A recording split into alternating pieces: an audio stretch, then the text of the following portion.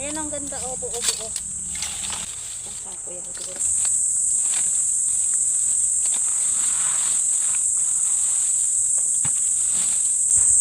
So yan, ganito pag nag-uling ng baon ng nyog.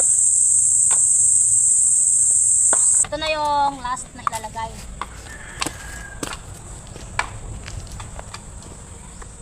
Luhang takyo na ako na bulog. Sa baba. Ay, hamak na yun. Tapos biglang umapoy, oh.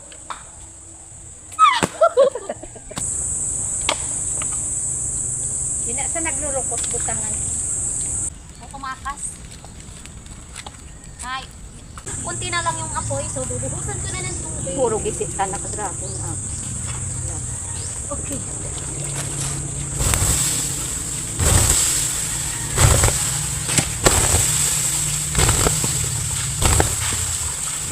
Okay na.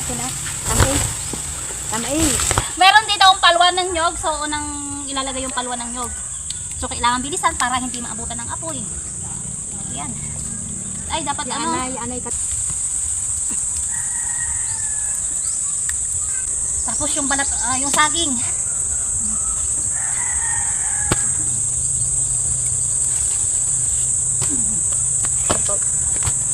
Haba. Yan, kinakot. Tangit panhaliwa. Ayaw kat bilisan. Isda!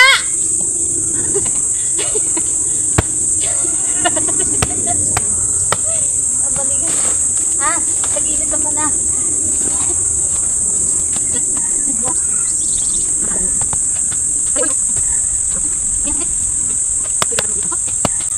Tapos sunod ay dahon. Itong kayapar na itong anal. Pinagos ko ng rahon.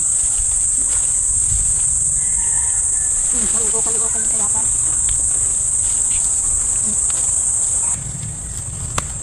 Sunod, takpan na ng lupa. Bukod ka bilog, ang rawak ko sa ka. Dapat ang tagdi. So yan, tapos nakakatan ng lupa ko.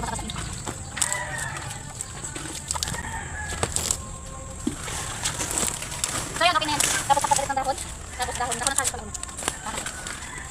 Tapos dahon ng nyog. So yan, dahon ng nyog. Bato niya rawa kasi lura.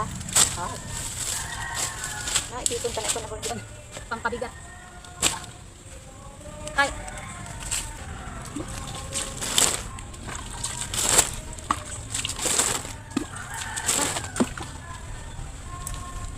So yan na nga ay tapos ng takpan itong uling na baon ng nyog. So yan na nga ay bali magmimina na kami ng black diamond. Yung uling na baon ng nyog. Mina talaga. So yan, tanggalin na natin itong mga nakapatong-patong na ito. Okay. So bali 2 araw bago namin kunin ito para hindi mainit.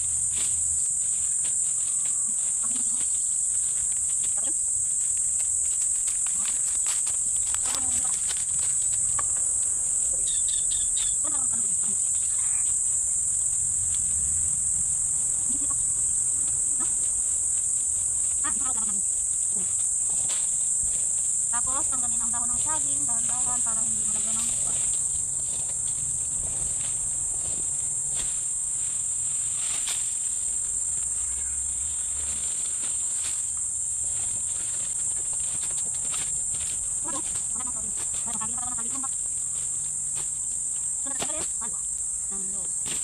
At ito na nga ay lumabas na ang black diamond na aming minahin.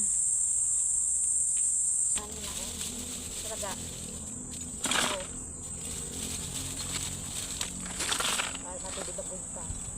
So libre na naman sa uling. Mas maganda ito gamitin yung uling na gawa sa baon ng nyog kaysa uling na gawa sa kahoy. Kunting lagay mo lang nito, ayan nakakapagluto ka na ng lechon na baka.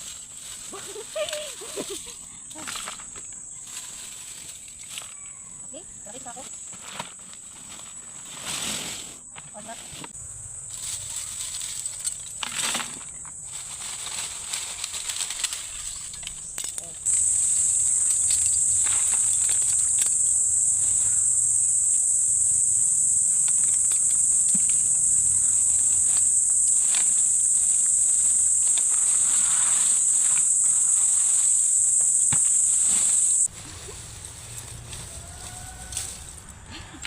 Grabe yung pawis ko.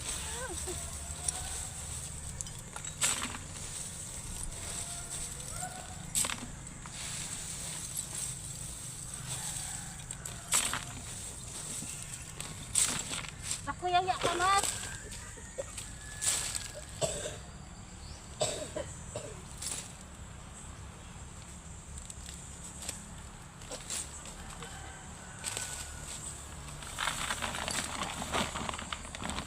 So yun, tapos nang magmina ng black diamond, uling pala, magawa sa baon nyo. Yung itsura ko, at yung pawis ko, puro uling, pero okay, ganun talaga. So yan, libre na naman sa uling. At to? itong uling na ito, nagawa sa baon ng nyog, ito yung maganda gamitin sa pagluluto, sa ihaw-ihaw. So, yan, libre na naman sa uling. So, yan, ito yung buhay probinsya dito sa probinsya ng Romblon. Unti-unti lang yung paglagay sa sako dahil walang taga-buhat. Dahil puro babae yung sa bahay. Yan. So, ang gaan. Ay, wow! O, tara, let's. So, pauwi na kami.